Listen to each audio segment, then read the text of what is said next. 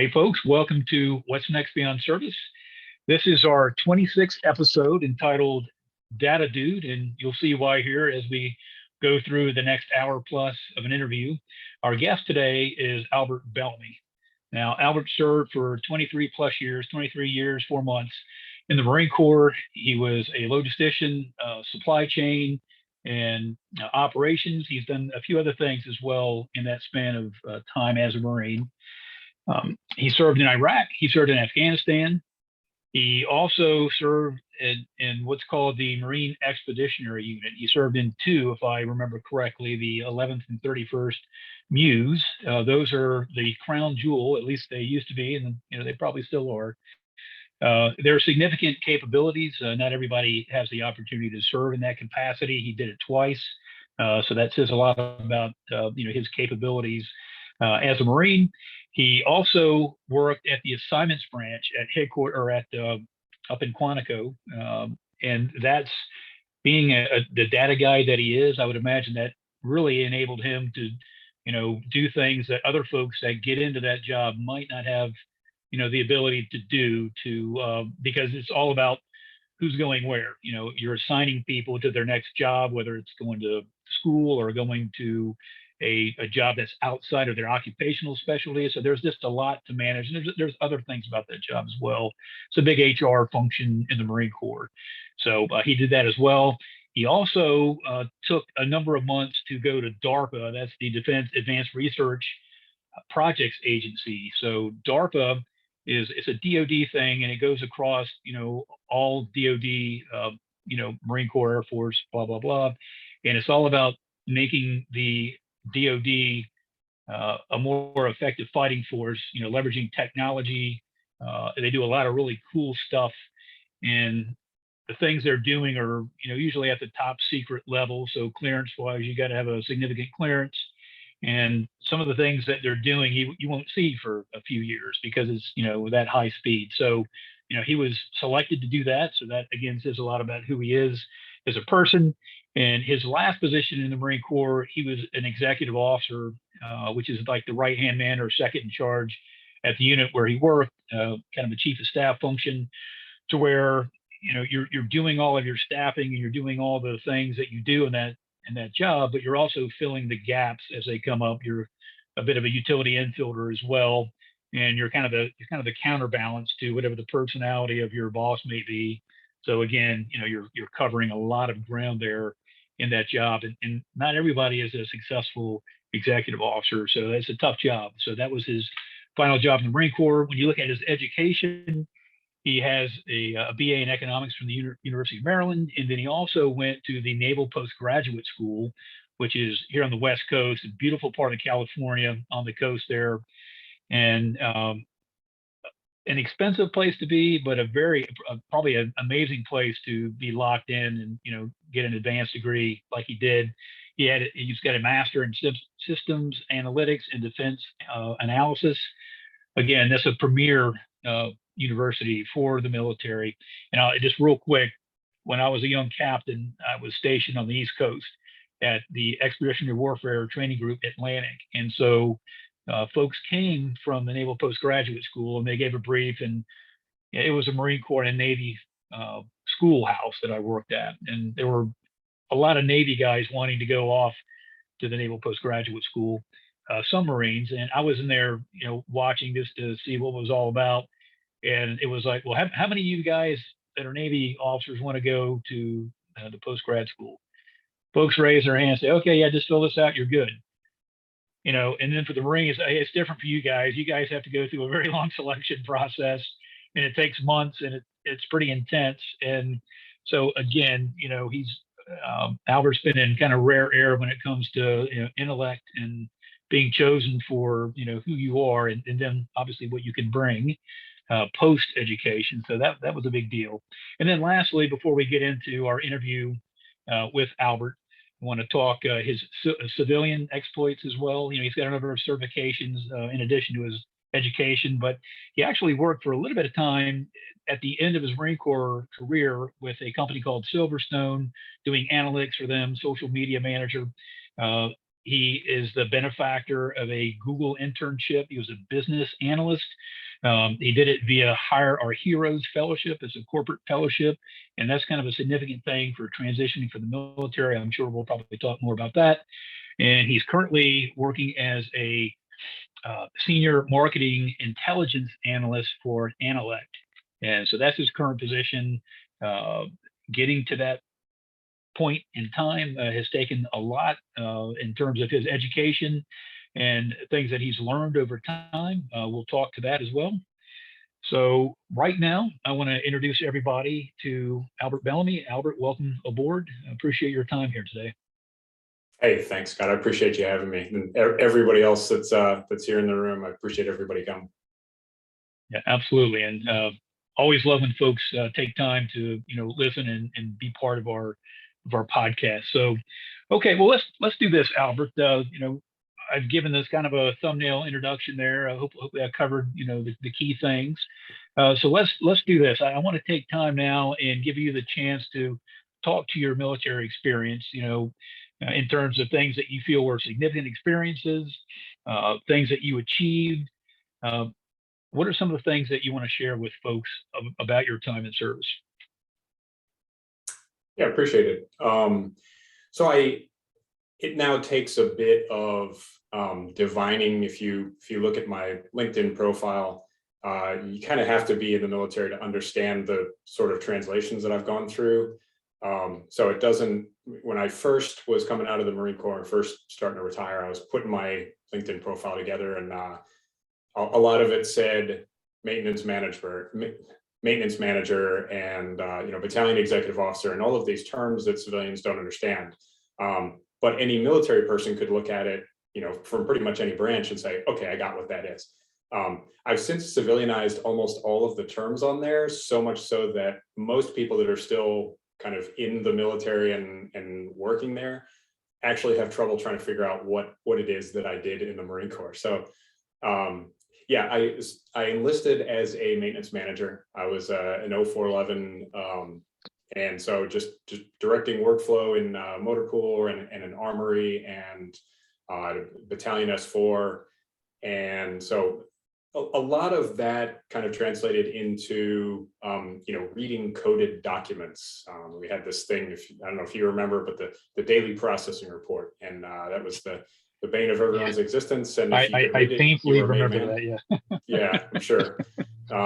If you could read it, you were made man or woman, and if you couldn't, well, you had to rely on the people that could. So really, a lot of that translated into data analysis, data science. It's a lot of doing code and being able to read the inside of the black box. And so I did that. It says on my profile that I did it for 9 years. I really didn't. It was about 7 years of honest work. And then at the end of that, I found myself at Quantico, and I was looking for a bigger challenge. And so I put in for officer, and then that transformation into officer wound up taking me about 2 years because I had to finish my degree. So I was technically enlisted for just shy of 9 years, came up about 6 weeks short of that third Good Conduct Medal. And then, but 7 years of actual maintenance management, and then about 2 years of officer pipeline, and finishing my bachelor's degree in economics, which is a super long story, but something that I enjoy. And then, and then when it came time to become an officer, I did well enough that I more or less had my choice about what I wanted to do.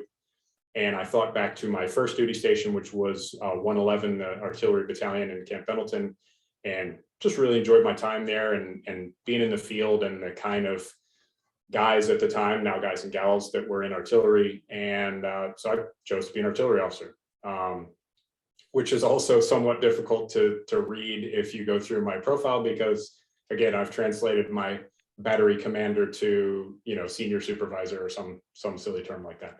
So, and right, all of the Albert, deployment speak. What's up? Yeah. Just sorry to interrupt real quick. I'm glad you're saying what you're saying, because, even as a guy who served, 20 plus years myself, and I know we talked, but it had been a little while, and I was just getting over, having COVID. So, trying to remember and decipher some of my notes, I was like, I didn't want to call you back. I know you're busy. So, remember that you were in artillery. I just couldn't remember the the sequencing of it all. So no, so Yeah. this is good. This is enlightening for folks. So yeah, appreciate that.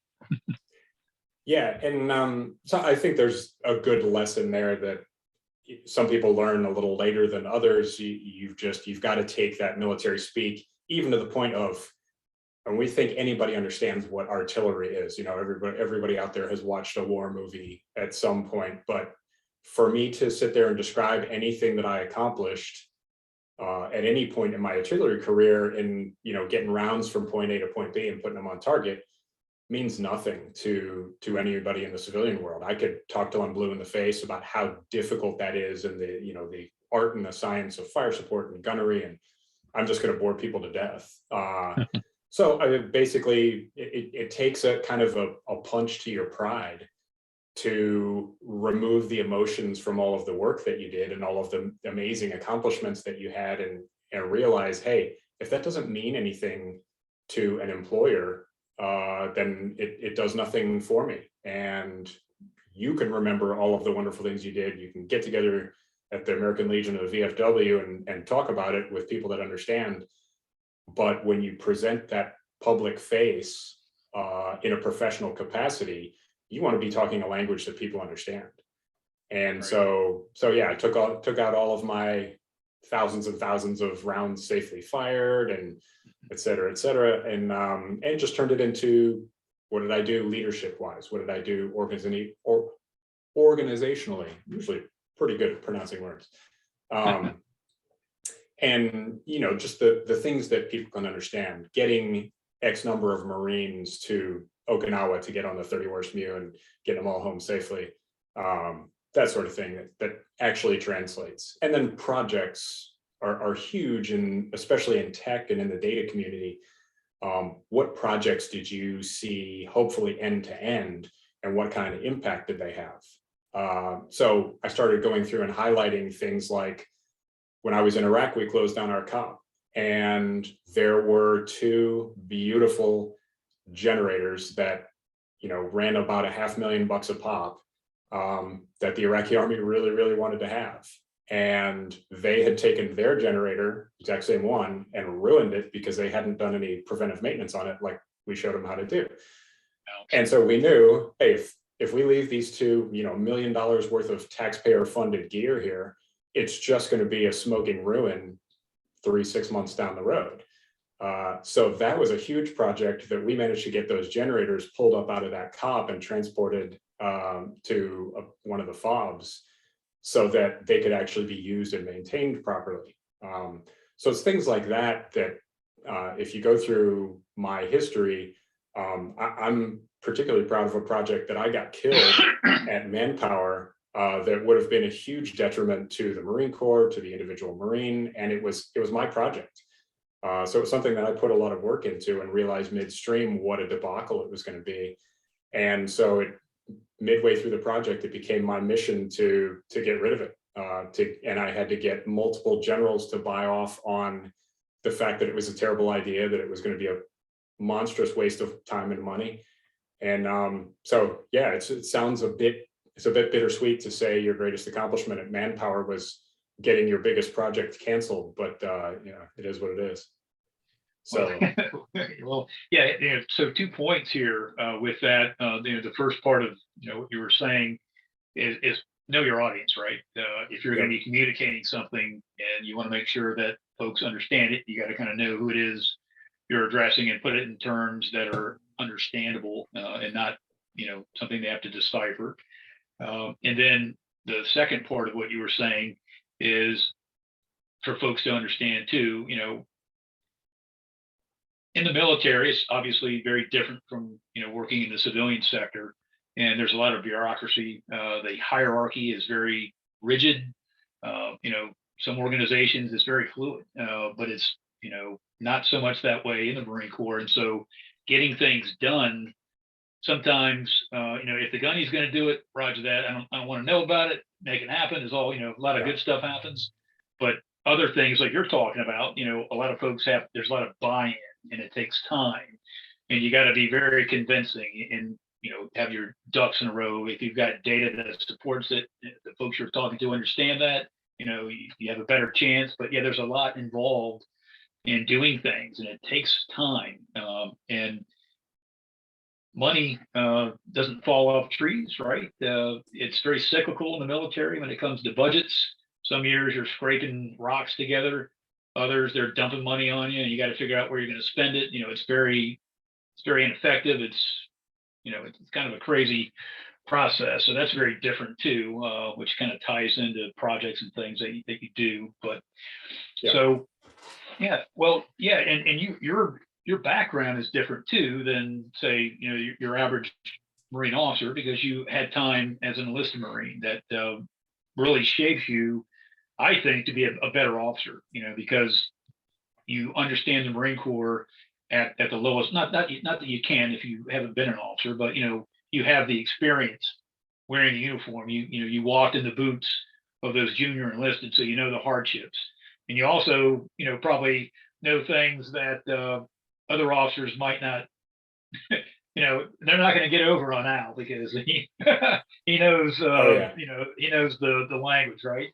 But all kidding aside, your background made you more of probably a versatile, not all knowing, but your aperture was wide because of your time that you spent as an enlisted Marine. So no, that's good stuff. So when you look at your time in service and you're kind of laying it out and thinking about the things that you really felt were major accomplishments, and this is something that people fall into in the interview process when they're talking with a hiring manager, or maybe there's a panel, and that question comes up where they're asking them about accomplishments, things that they've done of significance. A lot of times folks tend to go to the we, because you're in the military, it's a team, you're not used to talking about yourself, right? So let me ask you this, and maybe you talked to it briefly there, but when you look at your whole career and you had to hold up one significant accomplishment that you were just thought was kind of not necessarily maybe the pinnacle of your career, but the thing that you feel the best about and had the most impact, what would that have been? Yes, I mean, it wasn't one thing. I think it was my tour as a battery commander. I was in 211, which was they had actually shut down one of the firing batteries, so they were down to 3, and so those 3 batteries were just getting run ragged, because 211 at the time had sole responsibility to be the cannon battery for the 31st MEU. And so that meant that at any one time, the battalion had 1 battery on the MEU, 1 battery in the chute to go on the MEU, and 1 that was in dwell that generally had been stripped down because of personnel shortages to be able to crew about 3 guns, which is half a battery. So the battalion would often go to the field with 1 firing battery that was at about half strength. And so you can imagine morale was an issue. We had suicidal ideations, thankfully not many actual suicides or attempts, but suicidal ideations, just kind of moral issues that pop up in the service when service members are kind of ground to dust. And the battery commander that I took over for was, I'd call spade a spade, he was weak. And I completely disagreed with the way he was running the battery. While he was in command, I didn't say anything about it. But when I took over, it was kind of well known that the battery needed to be, spruced up a bit. And I remember one of the primary staff NCOs, when I was coming in, I had, a reputation for being a worker and being a real Marine officer in the battalion. And one of my staff sergeants was overheard to say, well, it looks like we're going back to being a real Marine unit again. And that just blew me away. I was like I've never received a better compliment in my life. And I came in and I just convened the, they call them the Four Horsemen. So I was the CO, obviously, the first sergeant, the battery gunny, and my XO, who were all brilliant leaders. And I was just terribly blessed that way. But I huddled them up and I just said, we're going to be Marines again. And so it was daily PT. And, we did some inspections. We can't fit too many of them in the schedule, certainly not quite as many as I might have liked.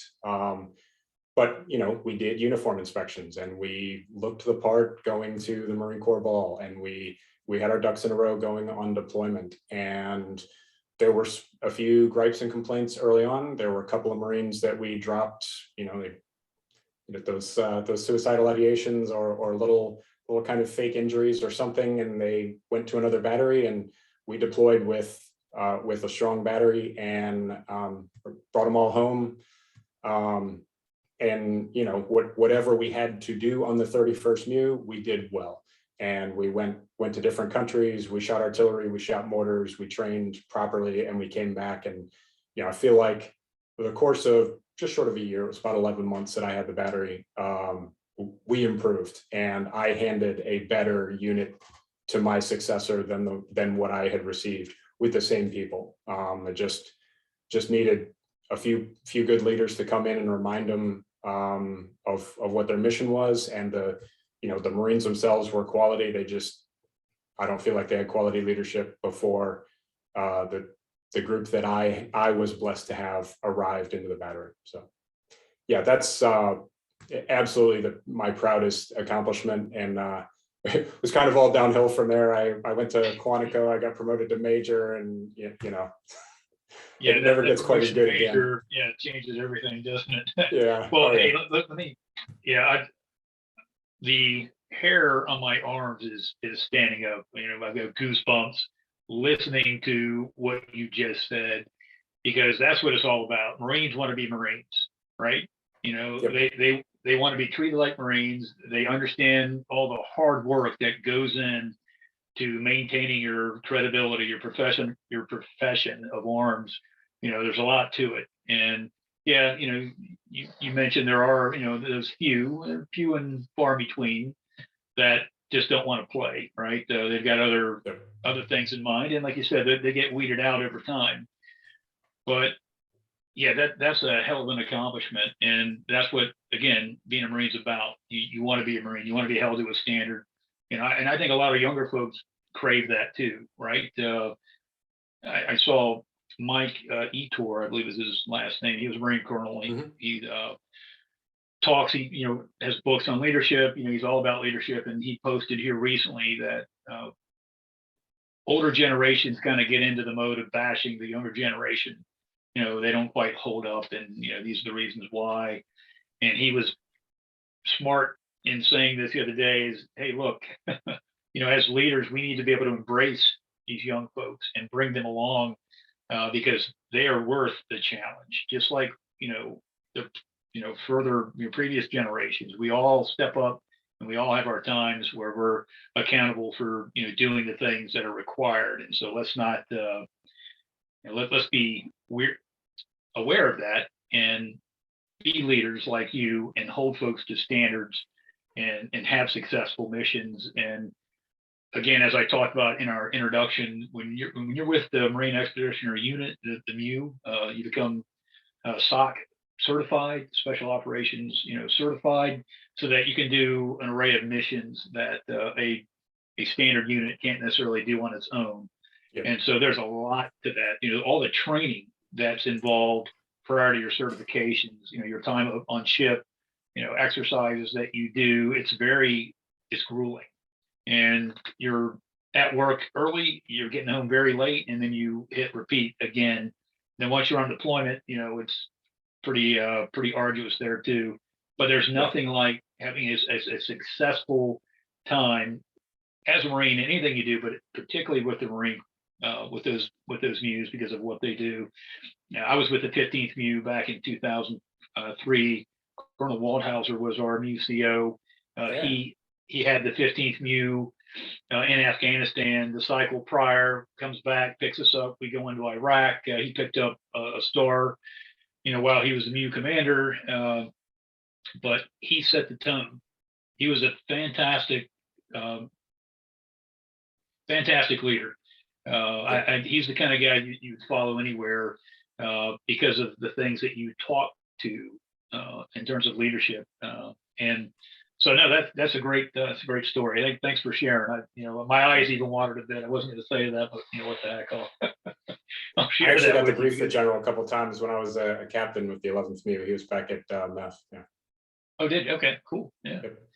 Yeah, back in the day. All right. Well, so you do 24, almost 24 years, 23 years, 4 months, and then at some point you're thinking, okay, I love the Marine Corps, but I know there's life on the other side. A lot of times the pastures look pretty green, green rolling Yeah. hills, it looks really nice.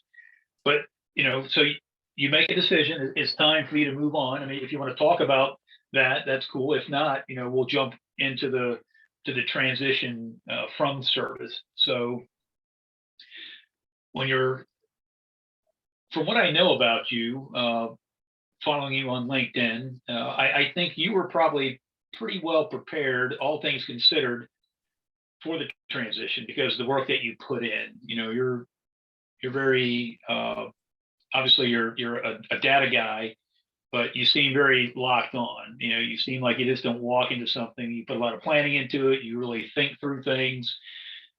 So it wasn't by the seat of your pants, right? And some folks transition, and that's the way it goes. Yeah. But so, do you want to talk about your decision to retire? Was it you were Sure. just ready to roll? What was the thing that made you think, what, I think I'm ready for something different? Well, I mean, you talked about what a meat grinder it is being a Battalion XO. And I talked about 211 being under strength. Well, I took over as a Battalion XO of 110 in January of 2020. And 110 is now a wildly overstrength battalion. So we had over 1,000 Marines. And then what happened in April of 2020. So that was an entire year of my executive officer time. 110 did not miss a single training day due to COVID. We executed every field operation we did. Half of them were in masks from start to finish. And it was brutal. And the Marines showed the strain, and I showed the strain that to top that off, our command post had been so damaged by Hurricane Florence that when I moved in January of 2020, we were still in trailers, and from the hurricane 2 years prior. So yeah, you can imagine one small trailer with me, the CO, and the sergeant major kind of just sitting in a circle staring at each other all day, every day. It was a grind. And so all of the COVIDness, we stood up an extra battery. We actually had 6 batteries, which is way too many for a Marine battalion to be able to handle. Right. And we were getting staffed up with that. I had, I think 60 officers at one point that were under my charge. So it was difficult. And I had a 2-year payback from getting my master's degree that was going to expire in October of 2021. So I had always targeted October of 2020. I was going to be in zone for promotion this past year. So I said, well, a year out from when I'm eligible to retire after my payback tour, I'll have a pretty good idea if I want to stick around, get promoted, good Lord willing, and continue on as a lieutenant colonel and see where that takes me. So by August, September of 2020, I won't say that I was completely done, but I was definitely ready to start paving the way. And when September, October hit, I said, that's it, I'm good, and dropped my papers a year out, and then officially retired this past September 30th. But I had always had kind of decision points, one on top of another, to include, if I get promoted, how long will I stay? Where will I go? Will we PCS again? And frankly, my kids are all teenagers. They were in high school at the time. I've got one in college now. And I just said, I've done enough. moving these guys around and deploying on them, and sticking around in a promotion probably would have meant a deployment this year, and then a PCS probably next year. So yeah, I just wasn't in for it anymore. And so dropped my papers, never did get to see if I would have been selected for promotion, but I really didn't want to see that, because at that point it enters into your calculus that I'm passing up a lot of money to get out right now. And I didn't want that to even be part of my decision process, that if I'm not in it to be in it, then the money shouldn't be a factor. So yeah, I like to think I would have been selected. Yeah, I had a strong feeling that you would have been, with your background. And, so, a couple of things real quick with that is, we all leave the military at some point, right? Whether it's a full career, 20, 30 years, or whether it's, one and done. But there are so many factors, especially the more time you have invested in the organization, to consider. My time, when I decided to leave, very similar things too, right? Having a family, kids that were high school age. If I stay and do one more year in the job that I was in, then I was going to be most likely sent to top level school. And the one that I would have gone to was in Northern Virginia. Family wanted to be on the West Coast, so that would have been time away that I decided to be away from the family.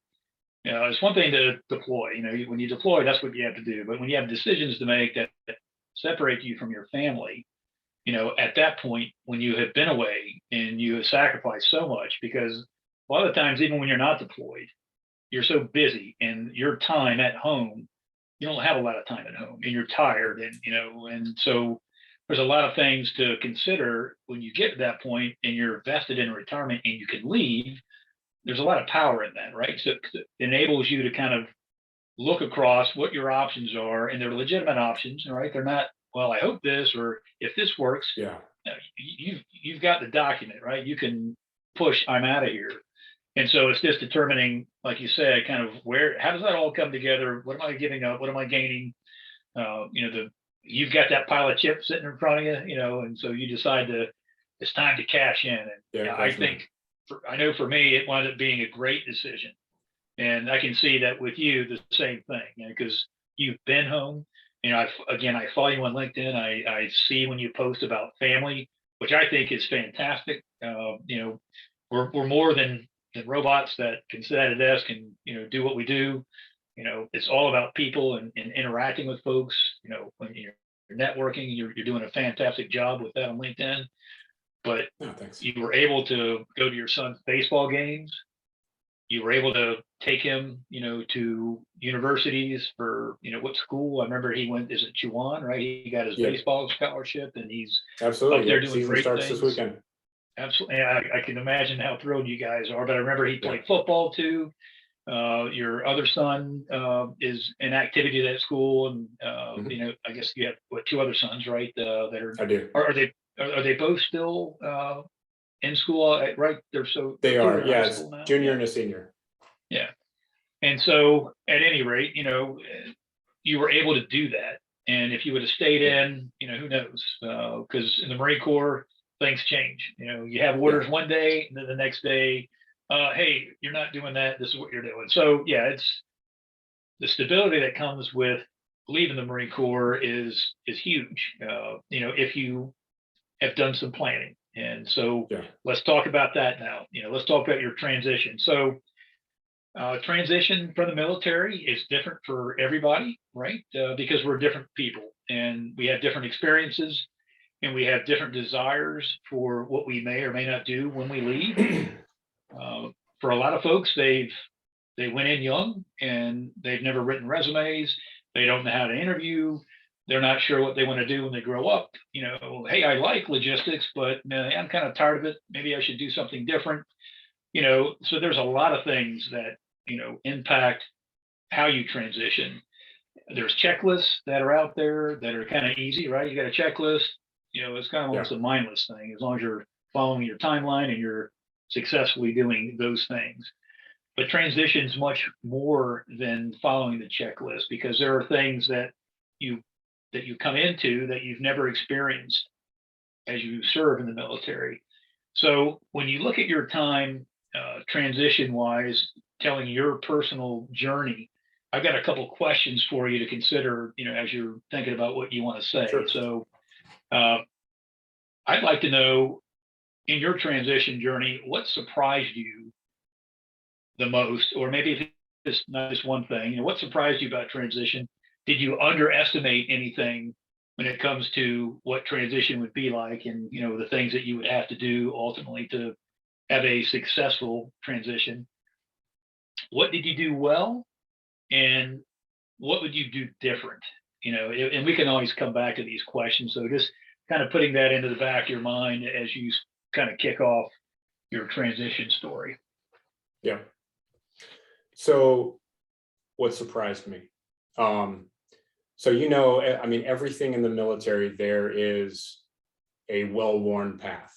There's almost never a situation where you're inventing the wheel. We had a situation, 110, we had to stand up a rocket battery. And we'd never had rockets on the East Coast. There was only a West Coast 29 Palms thing. But all we had to do was call over to 1MEF and say, hey, give us all of your documentation on how to stand up a rocket battery. And we more or less followed that playbook. The thing that surprised me the most about transition is there's almost nothing like that. That there's either no well-worn path, or there are 100, which is just as bad.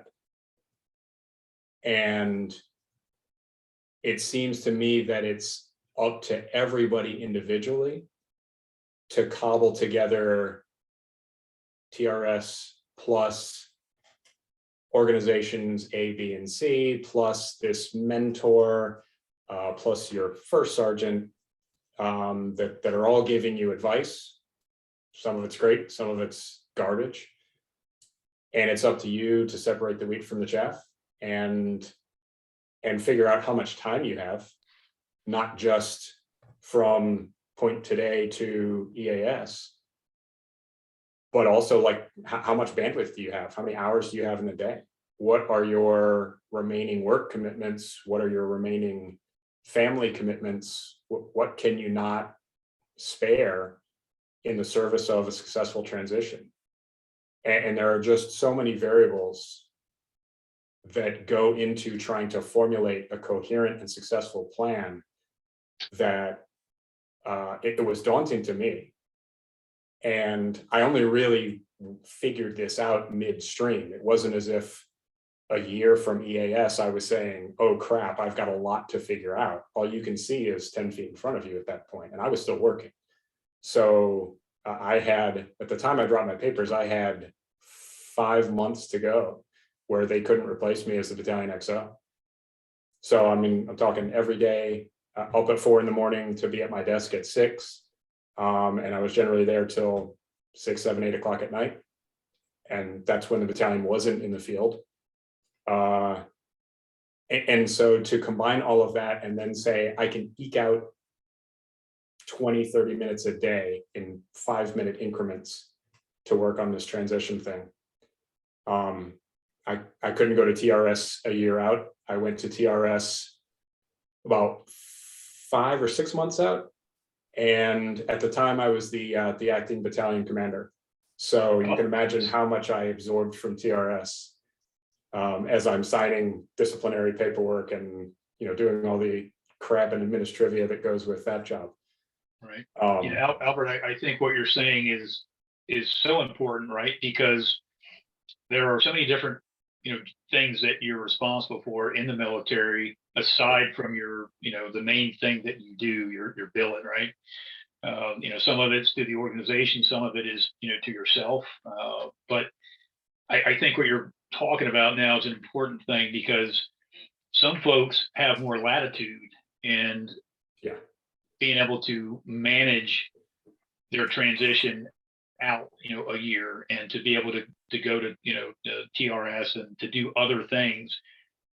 If you're an executive officer or battalion commander, your ability to, if you're going to, kind of stay in and do your job, because who's going to replace the XO?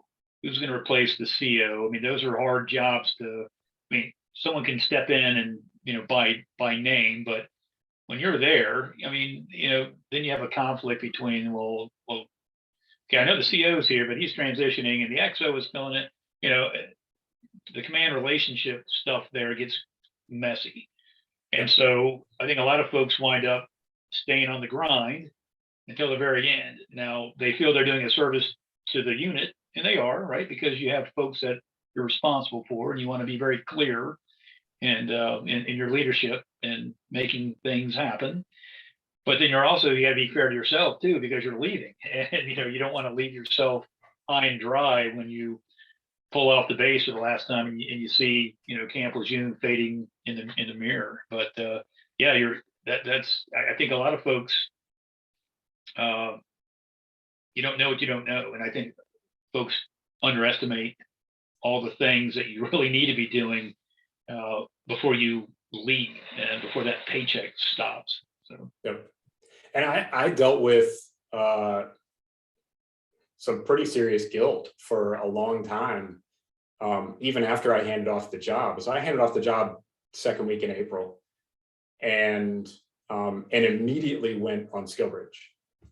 And so I never got, as I kind of off-ramped and started devoting small, larger and larger increments of time to prepping for transition, I really felt the weight of that guilt that I was not giving what I felt was a sufficient handoff to the incoming XO.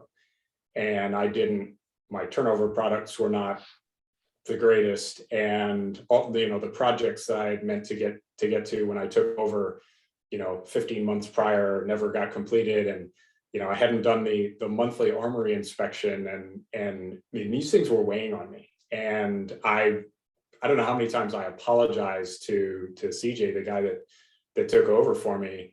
And yeah, even months later, I was working at Google. I was doing the internship. I eventually turned in my government computer and finished up all of my retirement stuff, which is a whole other story. If you want to know the mistakes I made, but yeah, I just that stuck with me for a long time. That I didn't do as much as I could to set the unit up for success and to set my successor up for success in my billet. And I felt bad that I hadn't done enough for him before leaving. So, well, I think most Marines probably get that same sense.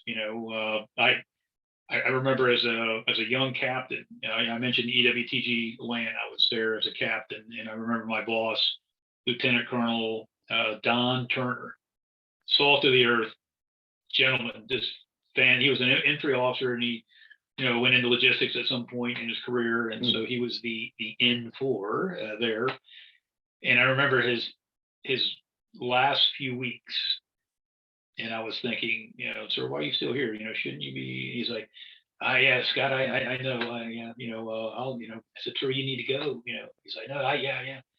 His last day there, he was there till like 6:30 in the evening, trying to finish up, and part of it was he didn't want to go. I think he was at his 30-year mark, and it was time for him to go.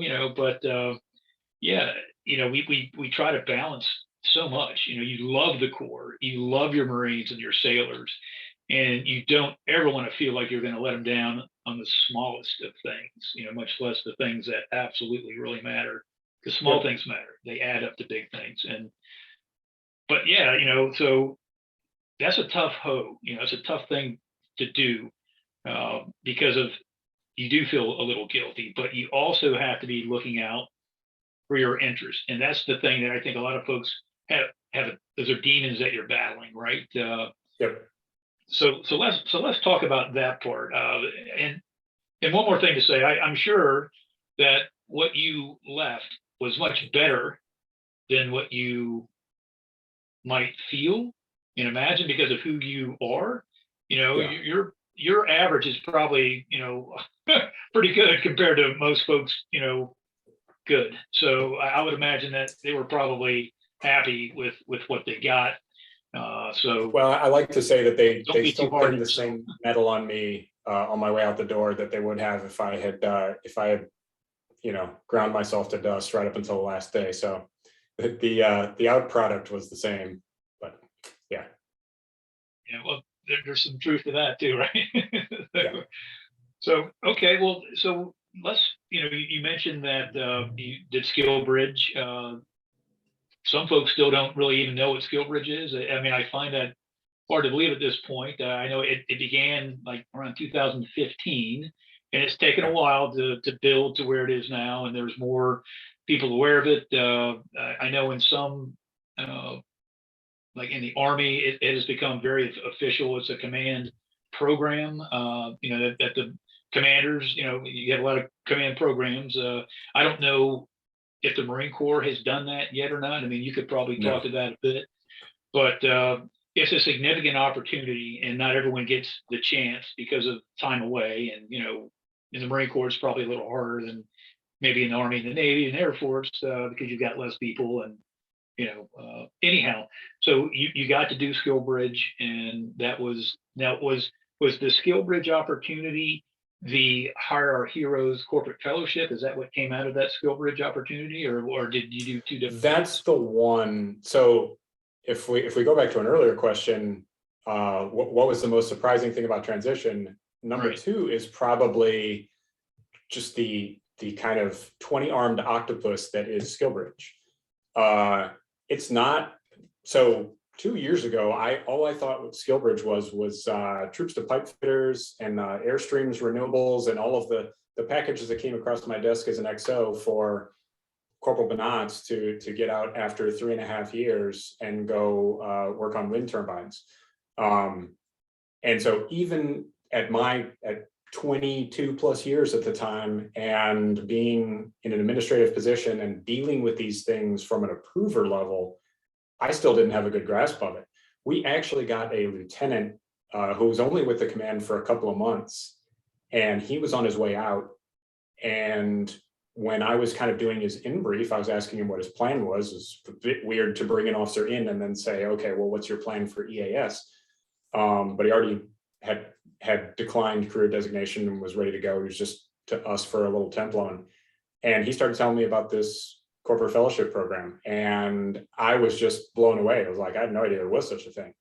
I started talking to a couple of friends who had separated in the previous couple of years. And they said, oh yeah, like none of them had done it, but they all said, heard about it way too late and realized that it was an absolute golden ticket. And so, yeah, when I started looking into it, it's not a lot of the SkillBridge programs, and there are many right. SkillBridge programs. A lot of them are just not well publicized, or if they are, they're kind of publicized in niche places. They don't do well with their LinkedIn game, or they, they're not out at the USO job fairs like they should be. And so it's kind of luck of the draw what you find out about to be able to do it. And so, yeah, once I kind of got on rails with corporate fellowship, and then realized after the fact, there are all these other things out there. Now, I'm quite happy with what I got in corporate fellowship, but the thing that I try and tell Marines that are approaching it from the other end is you have many options for SkillBridge, to include just going and finding a business that you want to work with, walking in the door with them, either physically or virtually, and just saying, would you like to have me as an intern for 3 to 6 months? Yes, sign this form. And then they're good.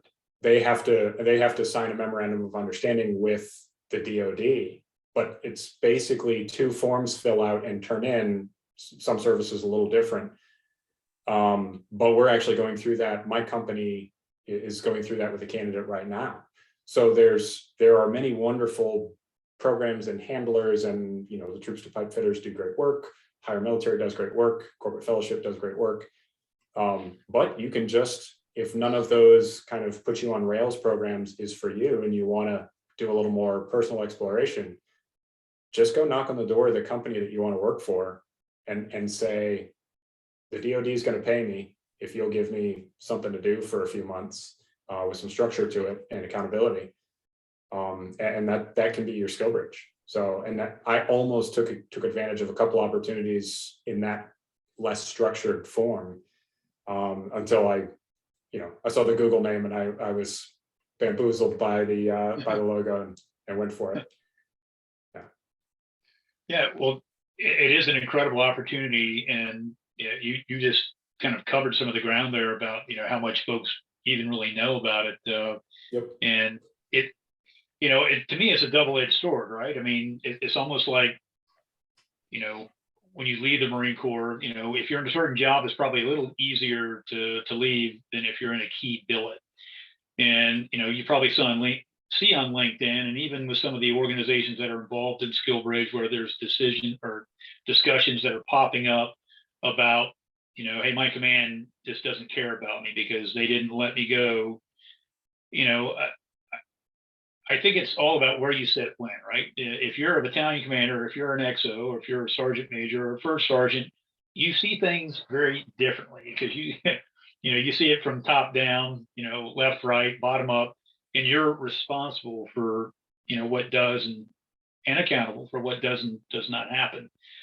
And hopefully your people, and hopefully what they bring to the table, and it's an absolute puzzle. And some of the stuff is domino too when you make decisions. If this happens, well, then there's second, third order effects of personnel staffing, and so it's a very personal thing when you're told we can't let you go. And so you hear a lot about that, and some of it might be that leadership's not engaged at that level, and it happens, right? Because they don't really maybe know much about the SkillBridge program. But then again, that's not their responsibility isn't to help you get a job either. I think a lot of folks kind of lose sight of that. There is a requirement to give you time to do what you got to do, but there's certain limits just because of time and space and all that. But so yes, folks that get an opportunity to do SkillBridge, it's fantastic. At some point maybe that becomes a command program for the Marine Corps. Who knows? But once it becomes a command program, well, then the commander is responsible. There are things that have to happen, right? And so it's a managed thing. So that's one more thing to do, but it makes it more legitimate, I guess, in the eyes of folks that are watching those things. So, all right, well, so let's kind of quickly get through the transition piece here, because as I am looking at my watch, we're getting close to an hour. These things always go by, man. Okay, cool. We're good at that. How much time do you have, by the way? Are you good a little after, or you have a hard? Yeah, I can go a half hour past. Okay, cool. All right. Yeah. So, because there's importance to transition, and we're just kind of like touching the top of that with you. So, when you're looking at your time at Google, you had some time there, then you wound up finishing up, and then you were done with the Marine Corps, and it looks like I didn't talk about it, but you did some part-time work, training and instructing. I can't remember what that was. And then you go ahead. That was a byproduct of the network, actually. When I started getting out there on LinkedIn, and when I started, I made contact with a podcaster who had a video channel and podcast called How to Get an Analytics Job. And so I started talking to the guy, and it turns out he's here in North Carolina. And so I wound up working with him and actually appearing on the podcast as a guest a couple of times. And then he had me come on, and I hosted a few episodes and worked on some projects with him. And so that opened up a lot of doors for me with kind of meeting thought leaders in the data industry on LinkedIn. And one of those connections, just one day before I was even out, I think I was still working at Google. She said, I've got a friend that's doing a startup company, and she's looking for teaching assistants for analytics. Would you like to do it?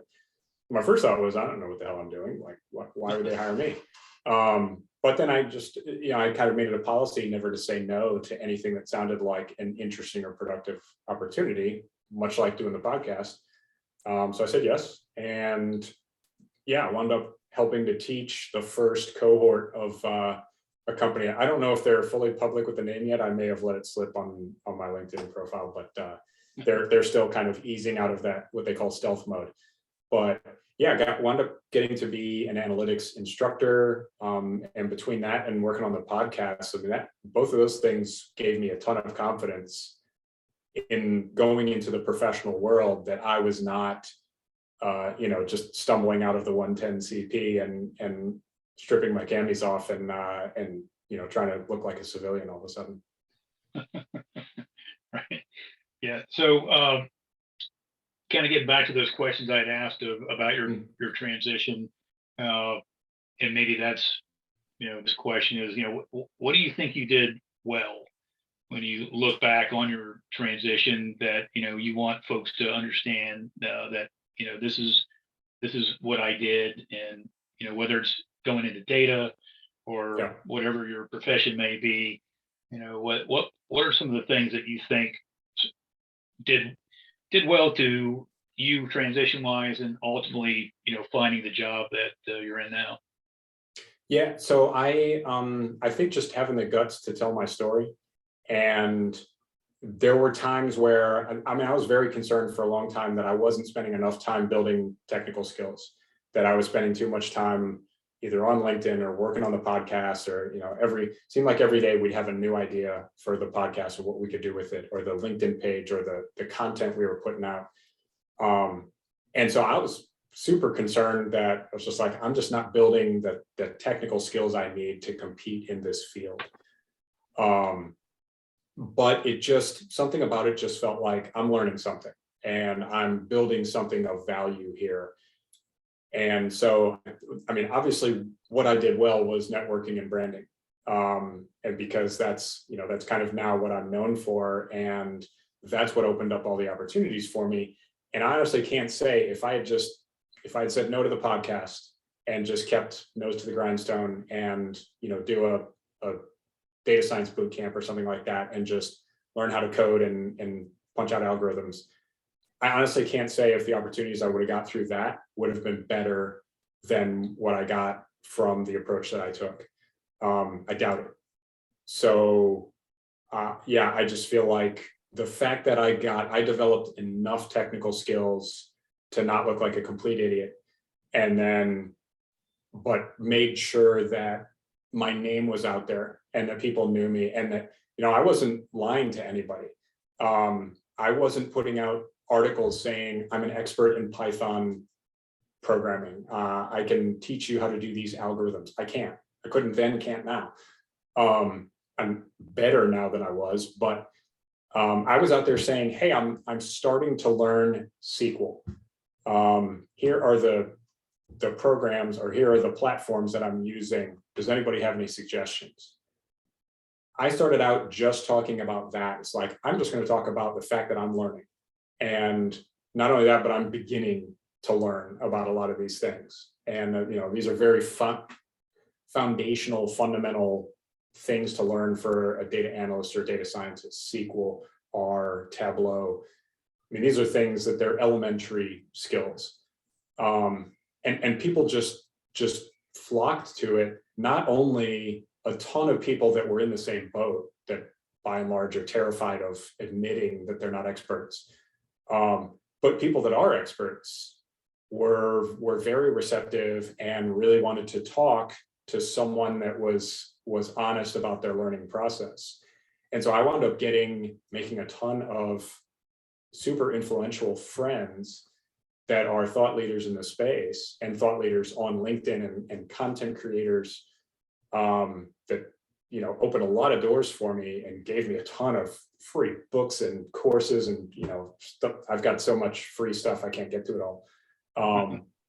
But that approach worked wonderfully, and I was really concerned about it for a time. And even, my wife and I had conversations like, am I doing the right thing? And, she'd say, maybe you should be like studying a little bit more. I'm like, yeah, I kind of feel that way. And, you know, in hindsight, it worked out well. But there were some kind of angsty moments about that. So that worked well. Well, no, that's tremendous. I mean, you know, just the honest and ethical approach to, you know, what you just said. You know, you're putting yourself out there. You're not trying to look like something you're not. You know, so the honesty, and that's refreshing. And it's, you know, there's more. It's kind of organic too. You know, it's you're casting your line, and you know, you're putting it in different areas. You're attracting people. You know, because of how you're doing what you're doing. And it is cool because I think you opened the door, and you kind of spoke to this. You opened the door for other folks that maybe had those same feelings. And so, hey, wow, I like what this guy's doing. Let's, you know, let's observe. Let's, you know, see what this is all about. Let's take part in it. And then you have the folks that probably see this as, man, look at how this guy is. You know, I know this stuff. I want to help this guy because of how he's doing this. And so that's a great example. That's nice to hear. And the fact that you've been successful with that too is even better, you know, that it worked, you know. So I think that's a great example for others that are, you're going to be coming your way, leaving service as a model. You know, it won't fit everybody, right? But absolutely for what it is you're doing. Individual results definitely vary. Sure. And I think we found that with the challenge, not to jump ahead, but you know, in challenging people to do content, Rob Spedden right here with us is one of my graduates. In doing that, I've seen that, you know, individual people approach that differently. The same challenge, the kind of that I was given, individual people approach that differently. They get different results. You know, some people are better writers. Some people are more compelling on video. You know, some people just can't. There's some people that just can't seem to follow simple instructions, but not you, Rob, but yeah, others. Rob executed like gangbusters, but yeah, so I definitely, you know, everybody puts their own spin on the same set of circumstances and the same set of instructions. And so it's like a game of telephone. I mean, you same inputs don't yield the same outputs when put through a human with all of their intricacies and complexities.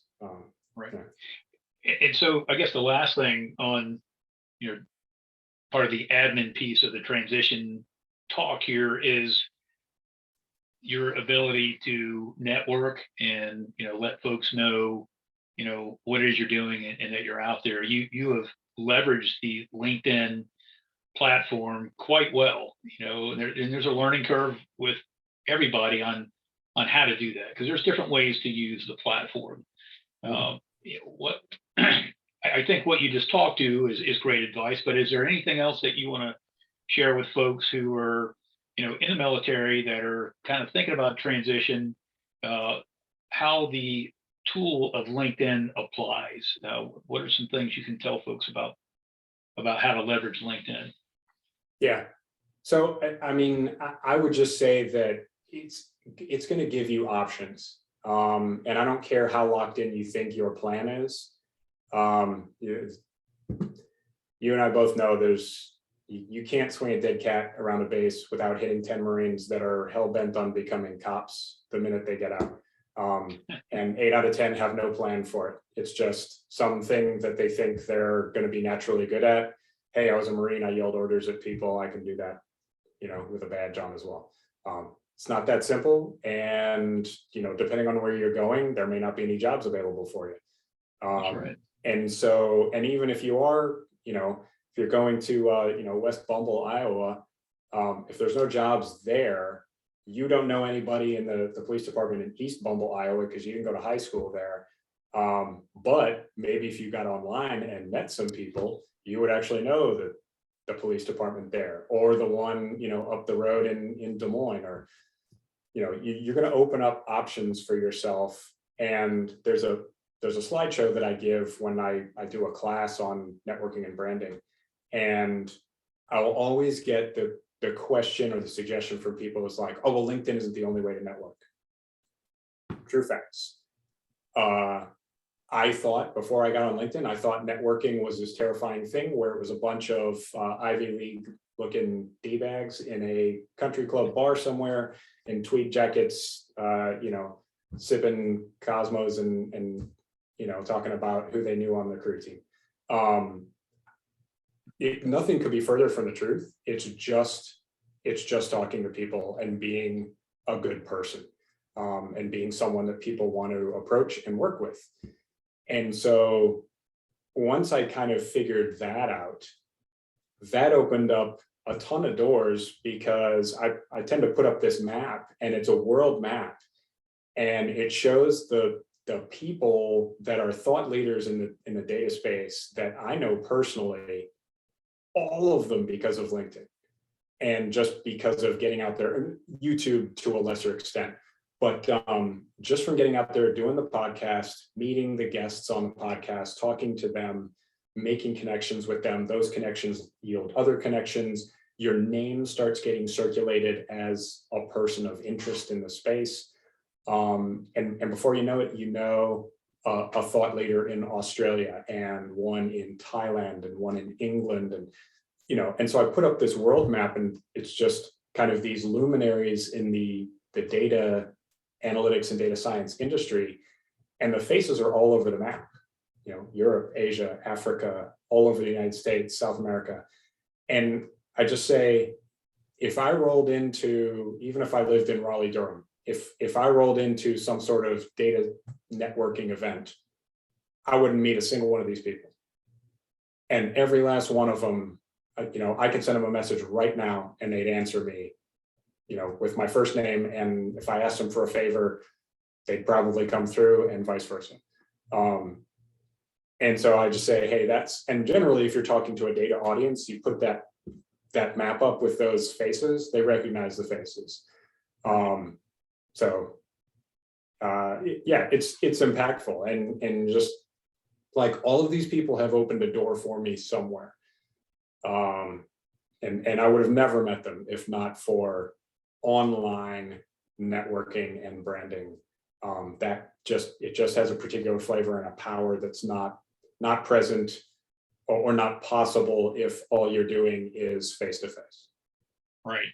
Yeah, that says a lot. It absolutely does. And, as you obviously know, it's about relationships, right? It's about building, and maintaining, growing relationships. And LinkedIn is a fantastic tool to be able to do that. It takes skill, and, some of it is learned over time, and you become more proficient at it the more you do it.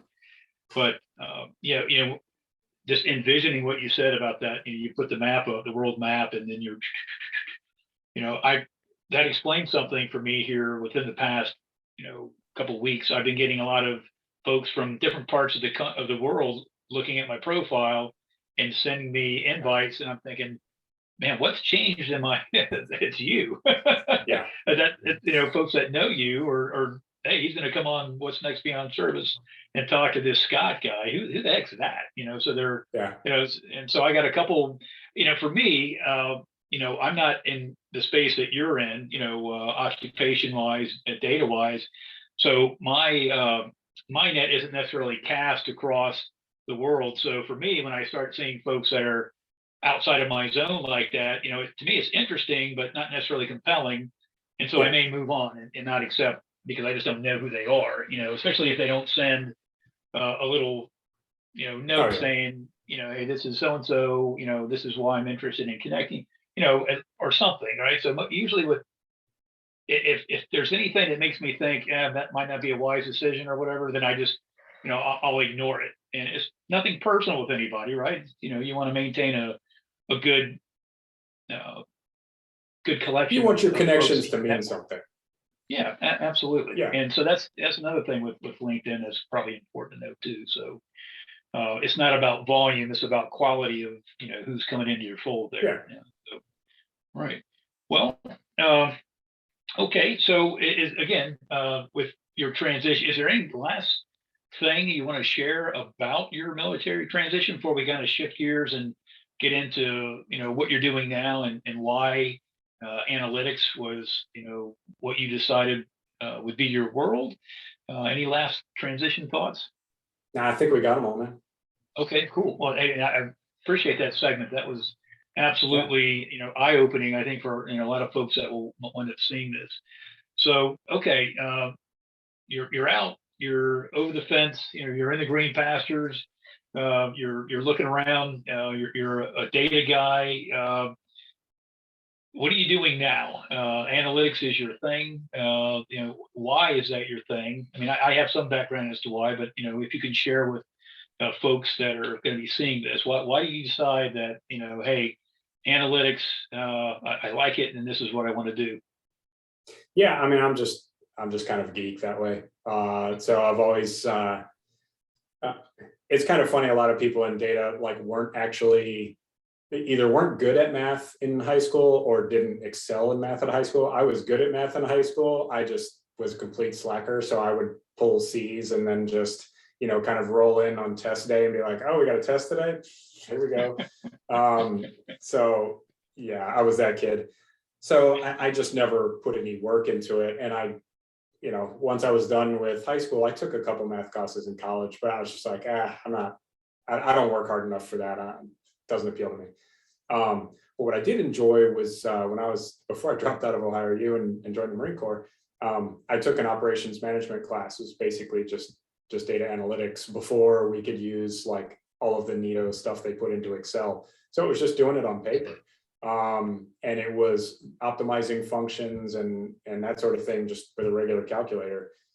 And I mean, I loved it. And it seemed like everybody else in the class hated it.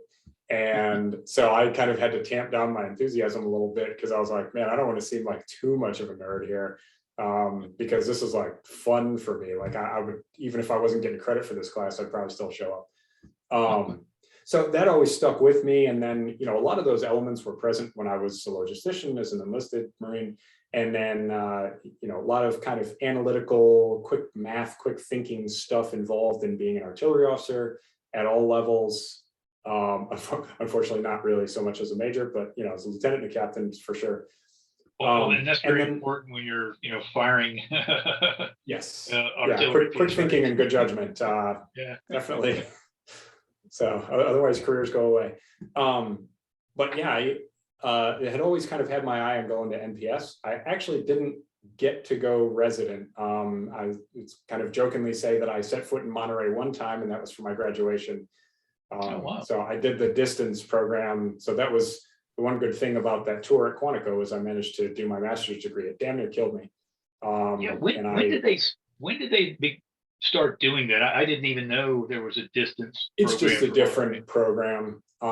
So the resident program is called Ops Research, and then they jokingly refer to systems analysis as OR Light. So it's the online version of the Ops Research program that's in residence there.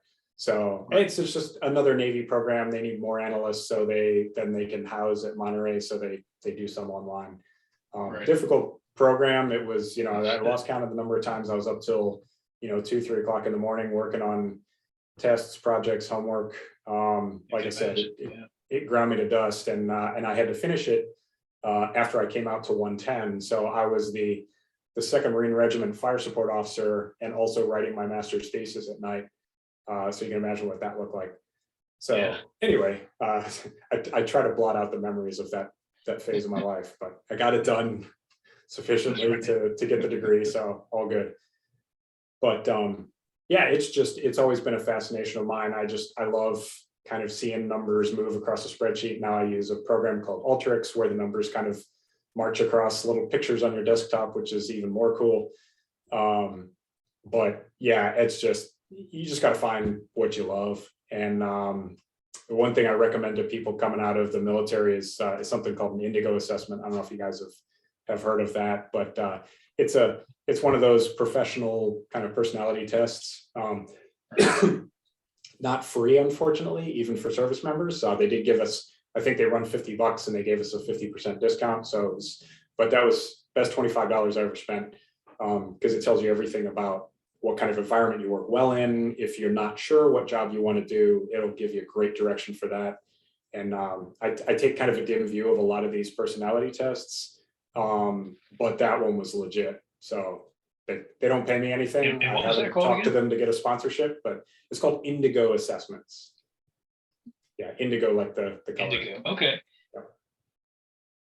Yeah. And, I kind of feel the same way, about these assessments, because I mean, you have to be truthful when you Yeah.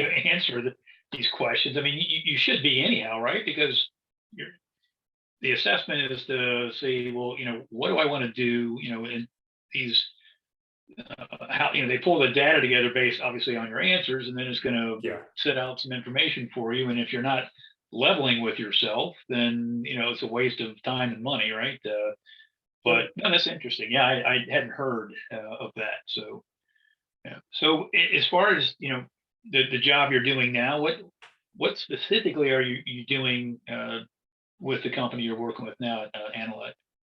Yeah, so Analect is it's the analytic arm of a media company called Omnicom. And Omnicom has a ton of big name marketing contracts that I won't name here because I don't want to get in trouble. But definitely a lot of companies that you've heard of and use and buy every day. Omnicom does their marketing. Analect does the bulk of the analytics on that marketing. So what we do is take those campaigns and all of the a certain car manufacturer, every time you click on one of their ads on a website, that click gets aggregated as data, and that data in a giant pool comes to us, and we have to go back to said car manufacturer and say, okay, here are the insights that we've gleaned from everybody that watched your TV ads, everybody that clicked on a website, everybody that saw a billboard. If there's some way to gather that data on what they've seen, then it comes to us, and we figure out what it means. So it's pretty cool. I'm on kind of the front end of that. I do a lot of the steps to prepare the data to give to the data scientists. The data scientists are the ones that build the models that make predictions.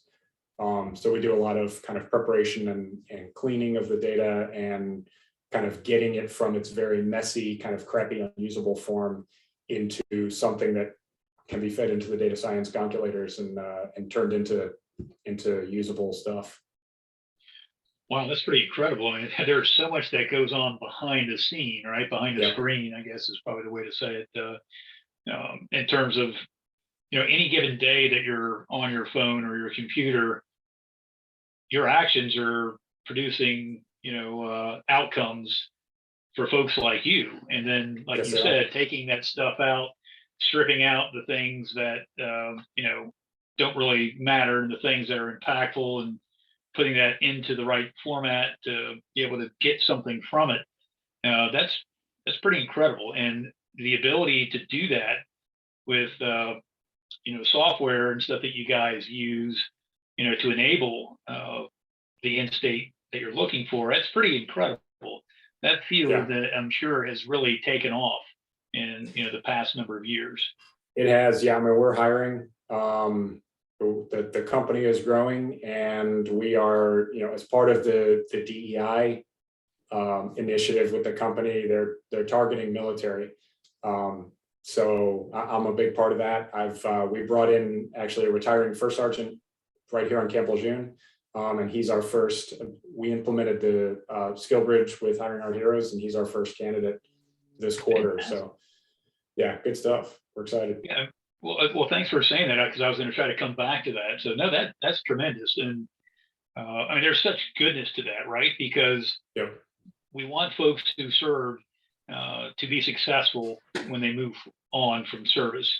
And, being able to help people, I think most people that serve have a tendency to want to continue serving in some way, right? And that's a great way to be able to do it, helping folks in transition to, come into a career field, because, one other thing we talk about in transition, and I know you know this in spades, is, your job provides you purpose, right? It speaks to who you are.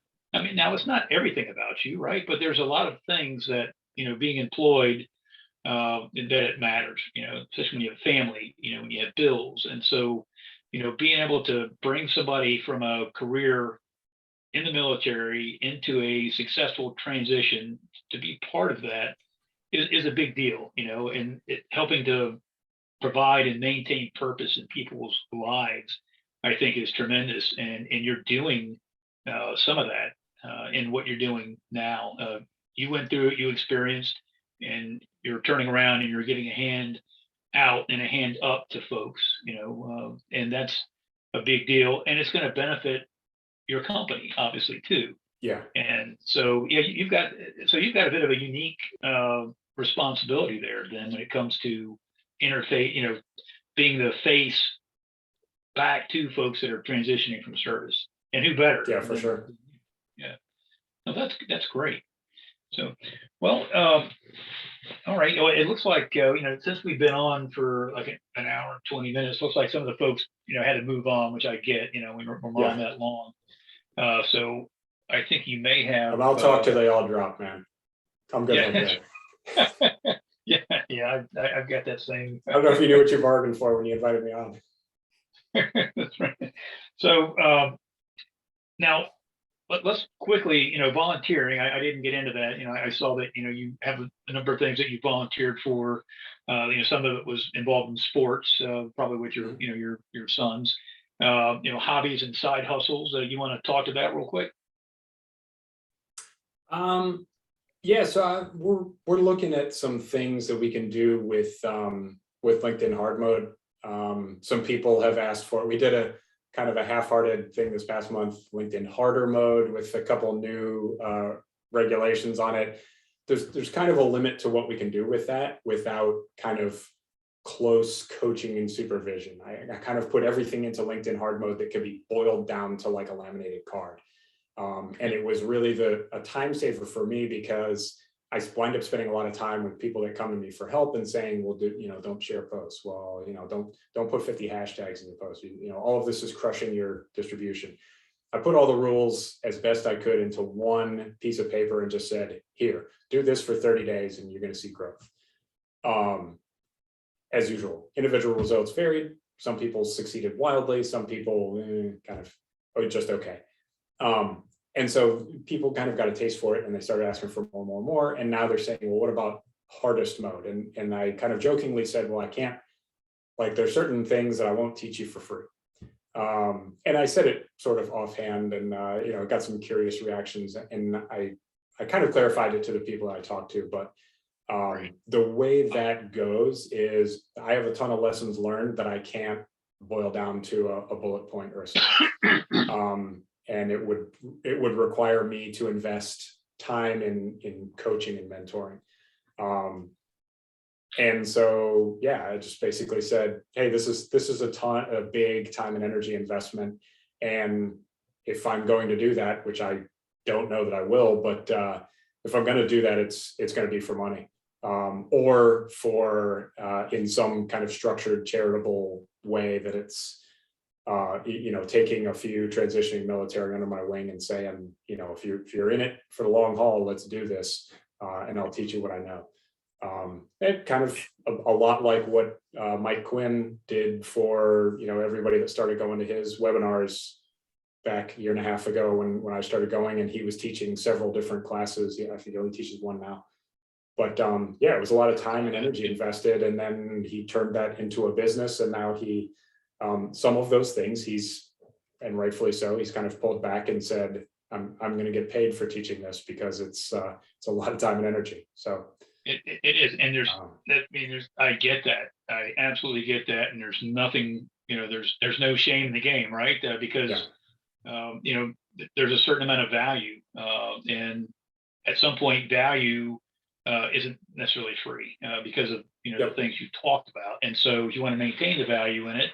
And you want folks to see it as being of value, then that goes to the fact that some things aren't free. And I think sometimes folks tend to, I think it's human nature, if they see that something may be free, they're going to want to they want more of it, and so, so yeah, you have to have a cutoff somewhere, and it's very, very legitimate, and if it's worth a doggone, then folks are going to come back and they'll be willing to, to pay for it because they see the value in it. and it's going to help them with whatever it is they're looking to, to do. So yeah, that's, hey, and it's smart too, right? Because Yeah. you're growing, your bandwidth is increasing, and you're seeing avenues to where it's something that you're good at, something you like doing. So you're getting something out of it, and you're being compensated for your time, because at some point there's only so much time in the day, and you have to decide where you're going to give yourself, and to who you're going to give yourself to, where there's no compensation. So you've got to figure that piece out. Absolutely. Yep. I Yeah. do. I have one guy that, I won't talk too much about it, but yeah, he's trying to hire me to be a LinkedIn coach for a kind of end-to-end mentoring course, data mentoring course that he's doing. So I haven't said yes, that we'll see. Yeah. Pardon me. That's exciting. I mean, because again, with the, on the side hustle, you can put as much as you want into it, or whatever, Yeah. and kind of figure that out. And then it just becomes, it's what you do, and it's, and you see that or LinkedIn, I believe, has enabled a lot of that. And it's great to, Oh yeah. to see people bringing value, and, making a little bit of money along the way. That's good stuff. All right. Well, let me check something here. Looks like Rob, the gentleman you mentioned, is still here. Sarah, we're going to switch gears here real quick, and pop over to, a little bit of Q&A, if he's willing to partake. But before we do that, what are your thoughts? Oh, first of all, Albert, I really appreciate you. I have so much respect for you. And I think some of the ways that came out when you were talking about, just translating your work experience to, corporate civilian life. We really, I can speak for, I think many of us, we really are clueless. And then 5 years ago, when I became more connected with the veteran culture, and I had one friend who was in special forces kind of share more, I heard he and his wife's story, and just the amount of training and in depth, and the precision and the discipline, I kept thinking, oh my gosh, this is like the best kept secret that should not be a secret. And that's veterans in the workspace. So I have incredible respect for everything that you shared. And I also really loved how you shared it. It's not only this like art form in translating your service, but the way that you express, like you had to be so incredibly meticulous with, the artillery going from A to B. I mean, I can only imagine, as a civilian, just, the rich knowledge and wisdom and education that you have, to like, I mean, this is what civilians dream of, except that we don't know. So the way that you express that too, again, like if anybody else is listening to this on YouTube, it was the way that you expressed it that really brought it to real life to me. Like, oh my gosh, this is truly so many details that are about life and death. And I think it just brings us in. I mean, that's why I'm doing this now, is because somebody brought me in through their story. And now I am so compelled to do this. And then another thing real quick too is, let's see, my notes here. I love too how you talked about, when you led this battalion, and that, these great leaders that were under you that you thought so highly of. It sounded like, if I understood this right, you really reminded them again who they are, that they are Marines, and anybody can connect to that too. When a leader says, you know what, I know who you are, and I'm going to remind you of who you are. And so it just shows your incredible leadership. So I'm very touched by your story. I'm going on a lot right now, so I'm going to cut it off there, but thank you so much. Thank you. Yeah, I appreciate it. Thank you for the words.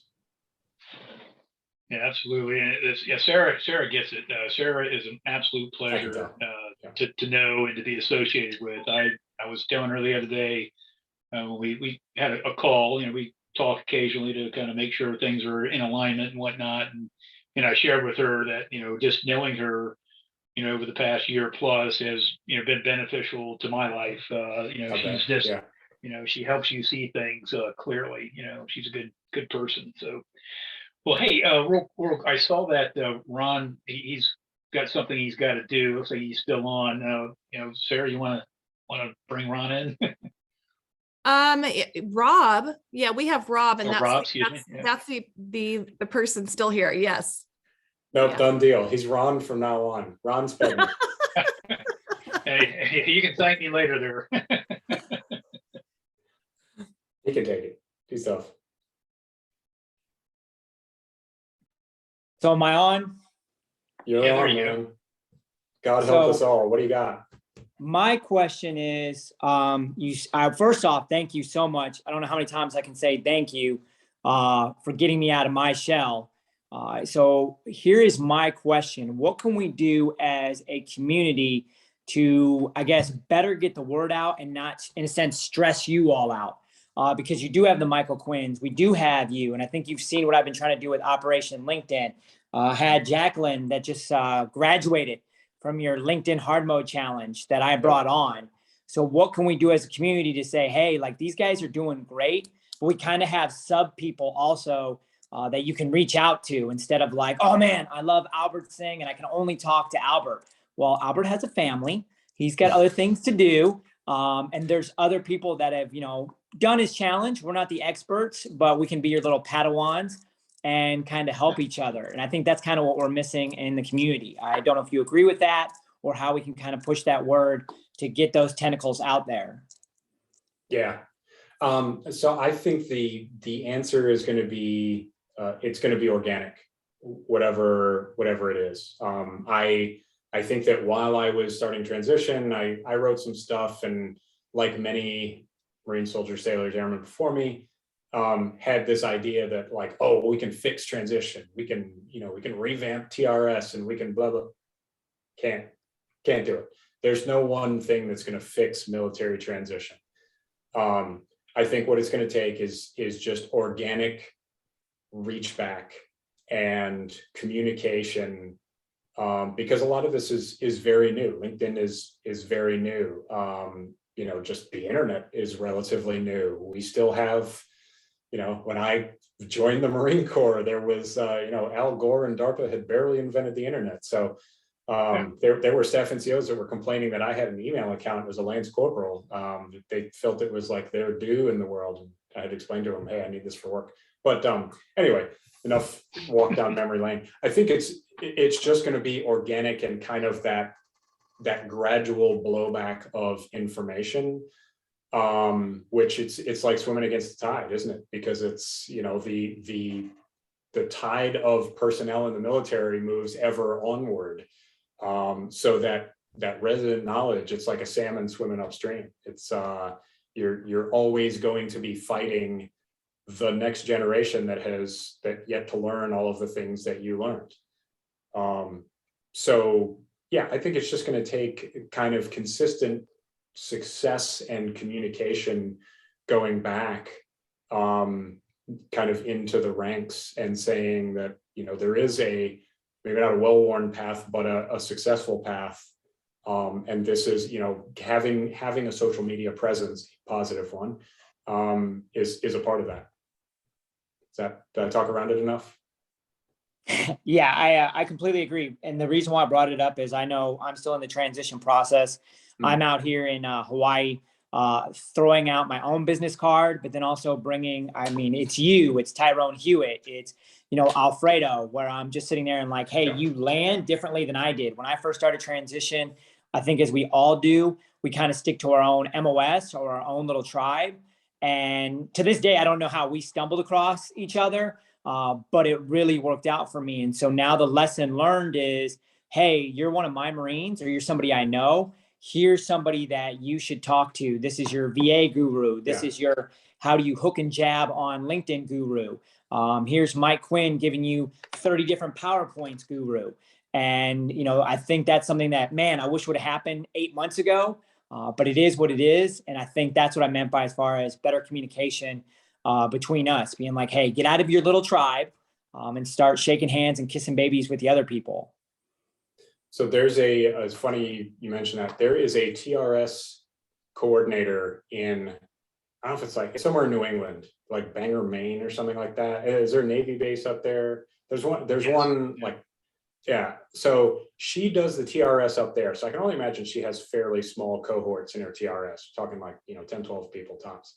I always know when she has a graduating class because almost all of them send me a message on LinkedIn saying, Jules from TAP told me to get in contact with you. So I have never personally talked to Jules, but apparently I've made quite an impression because she basically tells everybody that's EASing from Bangor, Maine, that I am the freaking Sherpa of LinkedIn and that they need to connect with me. And God bless them, they all send me an intro message, props.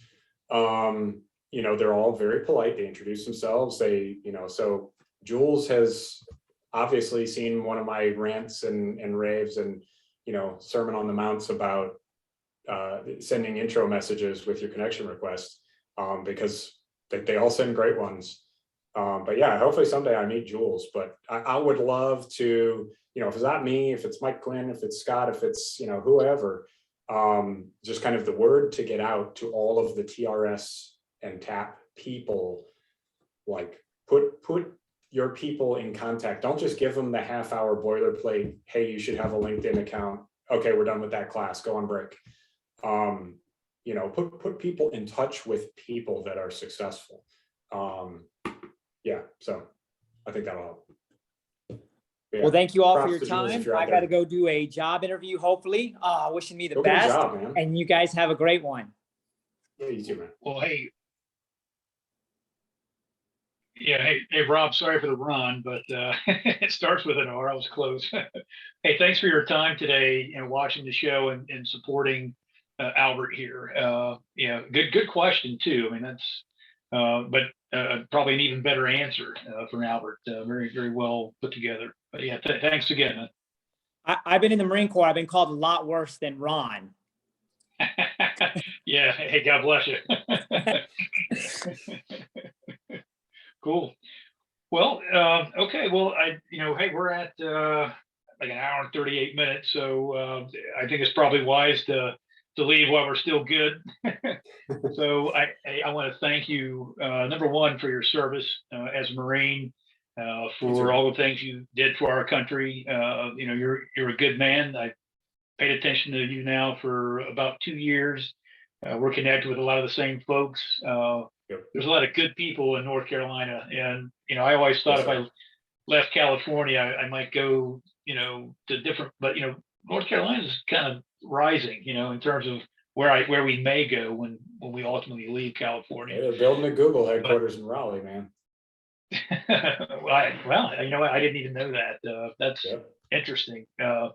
So yeah, a lot of goodness there. But again, thank you for your time. Thanks for what you're doing on LinkedIn. You're absolutely helping people. You're helping folks that are in the transition space kind of, get their act together and, orient is probably the right word, and help to figure out what those steps are going to look like. You're a great example of that. And I appreciate your time today. And for, folks that will watch this next week, I've got somebody coming on who is in the Army. He's an aviator. Scott Forbes is his name. He's a senior engineer at Verizon Lab. He's a data analyst too. So, who better to follow than you and Scott, with maybe some similar passions for data and for analytics. So. And how better to run it, Scott, than, having the Marines come in and, gain a foothold and then give way to the Army so that they can occupy while we go home and have vacation. That's right. You know what? That's a great way to put it, man. I wasn't thinking about that. I was doing what we do best as Marines, and osmosis, maybe a little bit of that. But anyhow, all right. Well, hey, again, Albert, thanks for your time. Have a great remainder of the day, and have a blessed weekend. And pass on our best to your wife, Sue. She seems like a tremendous gal. Which she is obviously she's stuck with me for 20 plus years. So but apparently one or both of us is doing something right. Yeah. Well, hey, I would imagine it's both. Yeah. All right, man. Well, hey, again, God bless and take care, brother. Yeah. Thanks, Albert. It's good to Yes, meet thanks, you. Sarah. Good to meet you too.